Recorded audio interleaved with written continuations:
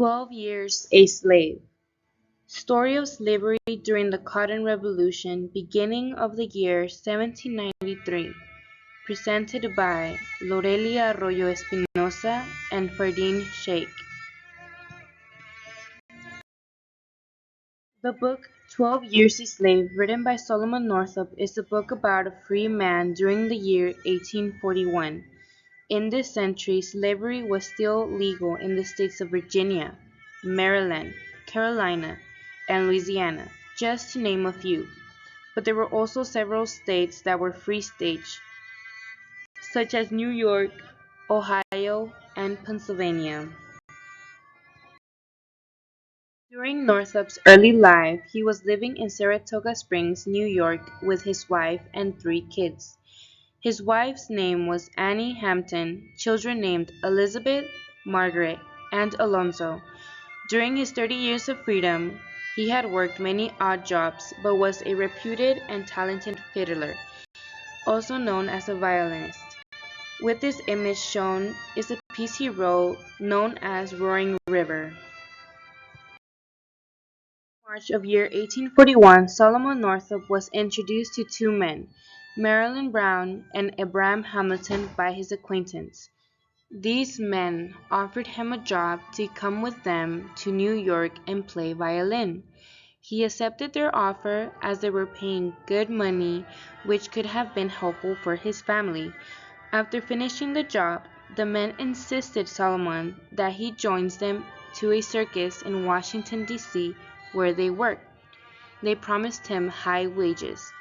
Northup took his free papers from New York and went on a journey with them. In Washington, D.C., he was drugged by the 2 men and sold to a slave trader.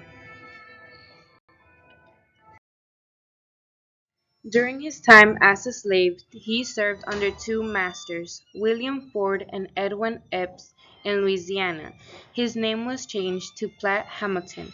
In the image below, we can see the first name written identifies Solomon Northup. When he was adopted, he saw the slave market and how people were sold by the traders. In March of 1841, he was abducted from Washington, D.C. When he was taken, he met a woman with her 2 kids who were being traded with him to Louisiana. He was bought by William Ford. Under his command, he worked in a cotton field. People were whipped for not doing their job properly. Although William Ford purchased him, he was a man who owned a farm in Riptides Parish in Louisiana, and was a good man and treated Solomon well. When he was working under William, he showed his skills when he helped in making a canal for easy transportation of cotton from the field to the warehouse. Also, because of his skill in playing violin, Ford gave him a violin as a gift. John Tibart was a co-owner of the plantation. After a fight with Tibart, Ford sold him to Epps for the safety of Northup. But Epps was more brutal. Edwin Epps was very aggressive and used his whip to show command. Under Epps, he was whipped and also he was forced to beat a girl. He worked in the cotton field under Epps, and if he plucked less cotton, they were whipped. The life was so miserable that a girl begged Northup to kill her and end her misery. His life as a slave was just unbearable. He lost some of the most important moments of his life. The woman and her kids who were captured with Solomon were separated. A tragic example of being sold as slaves was that the woman was crying and begging to be with her children, but still the trader did not listen to her as they could not afford to buy all 3, separating them forever. A similar impact Solomon had to face. His children became older and started their own family. The youngest did not even remember him. One of his sons had to move to the western part of the state in order to earn more money so that he can get his father back home. When Solomon was working under Epps, he met a Canadian abolitionist who was against slavery.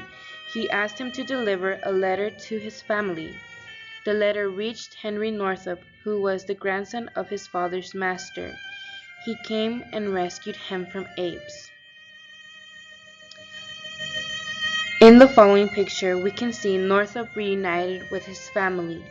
Other impacts was to society. His memoir became one of the most important documents in American history.